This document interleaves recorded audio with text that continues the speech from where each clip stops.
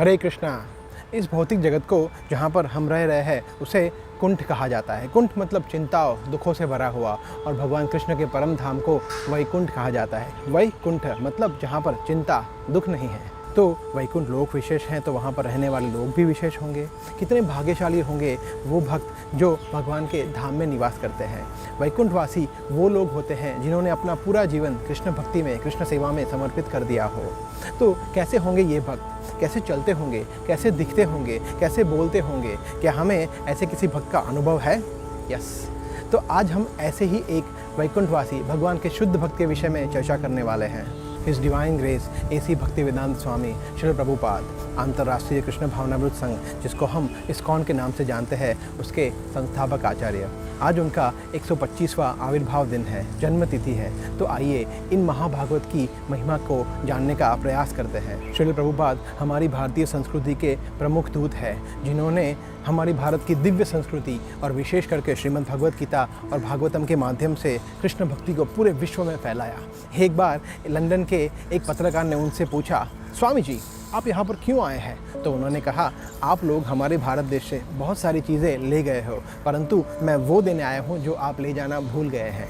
तो वो चीज़ क्या है? ऑफ कोर्स वो है हमारी भारत की दिव्य संस्कृति और श्रीमद् भगवत गीता और भागवतम के उपदेश। जब 70 साल की आयु में अपने गुरु के आदेश पर एक कार्गो शिप में कुछ 40 रुपये और एक छोटी सी सूटकेस और श्रीमद् भागवतम को लेकर 2 हार्ट अटैक से बचते हुए जब वे अमेरिका पहुँचे, तो उन्होंने अपनी डायरी में भगवान श्री कृष्ण के लिए एक बहुत ही सुंदर प्रार्थना लिखी। हालांकि मैं अयोग्य और पतित हूँ, परंतु क्योंकि आप मुझे यहाँ पर लाए हैं, एक कठपुतली की तरह जैसी आपकी इच्छा हो मुझे नचाए। आपकी कृपा के बगैर मैं आपकी वाणी को पहुँचा नहीं सकता, तो आप चाहे तो मुझे सफलता प्रदान करें। आप देखिए, ये है श्रील प्रभुपाद अपने आप को प्रस्तुत कर रहे हैं एक तुच्छ भिक्षुक सेवक के रूप में। तो इसको कहते हैं विनम्रता की पराकाष्ठा। ये है एक शुद्ध भक्त के गुण। और इसके साथ साथ कितने सहिष्णु भी। अमेरिका में जिन लोगों को वे कृष्ण भक्ति सिखाने का प्रयास कर रहे थे, उन्हीं लोगों ने उन पर जानलेवा हमला किया, उनका सामान चोरी कर लिया, उनके साथ दुर्व्यवहार किया, फिर भी उन्होंने सब कुछ सहन किया। क्यों? क्योंकि उनके हृदय में सभी जीवों के प्रति अपार करुणा थी, और उसके साथ साथ सिर्फ एक लक्ष्य, और वो था भगवान कृष्ण का साम्राज्य पूरे विश्व में स्थापित करना। और फिर भगवान के ऐसे प्रतिनिधि को भगवान ने अपार सफलता प्रदान की। प्रभुपाद ने 1965 से 77 तक 12 वर्ष में 14 बार कृष्ण भक्ति का प्रचार करने के लिए पूरी पृथ्वी का परिभ्रमण किया।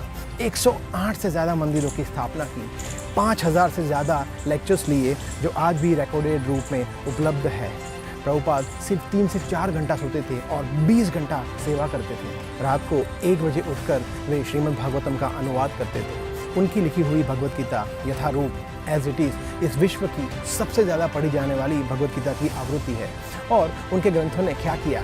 America, Russia, Europe, China, Africa और पूरे विश्व में गाय का मांस खाने वाले लोग, नशा करने वाले लोगों को उन्होंने कृष्ण का एक शुद्ध भक्त बना दिया। इससे बड़ा चमत्कार और क्या हो सकता है? और सबसे विशेष बात, इतना सब कुछ करने के बाद भी प्रभुपाद ने कभी भी किसी भी चीज़ की क्रेडिट नहीं ली। हम देखते हैं कि भारत में ऐसे बहुत सारे संप्रदाय हैं जो उनके संस्थापक या प्रमुख गुरु से जाने जाते हैं, परंतु इस्कॉन एक ऐसी संस्था है जिसके केंद्र बिंदु भगवान श्री कृष्ण है। और प्रभुपाद ने हमेशा अपने आप को भगवान के एक तुच्छ सेवक के रूप में प्रस्तुत किया। ये होती है एक वैकुंठवासी की विनम्रता। उनकी प्रसन्नता तो सिर्फ और सिर्फ भगवान श्री कृष्ण के गुणगान में ही है। सिर्फ इतना ही नहीं, अपने अंत समय में इस शरीर को छोड़ने से पहले आखिरी सांस तक वे श्रीमद् भागवतम का अनुवाद करते रहे।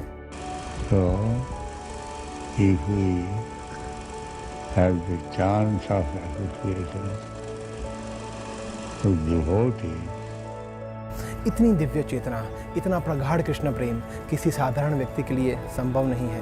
प्रभुपाद ने हमारे लिए वो किया है जिसका ऋण हम युगों युगों तक चुका नहीं सकते। प्रभुपाद ने हमारे लिए एक ऐसा घर बनाया है जिसका नाम है इस्कॉन, जिसमें ये पूरा विश्व खुशी खुशी रह सकता है। तो आइए हम उनके 125वें आविर्भाव दिन पर उनसे ये प्रार्थना करें कि हमें उनकी कृष्ण भक्ति, कृष्ण सेवा, कृष्ण प्रेम का एक अंश भी मिल जाए, तो भी हमारा जीवन सफल है। जय श्री प्रभुपाद। हरे कृष्ण।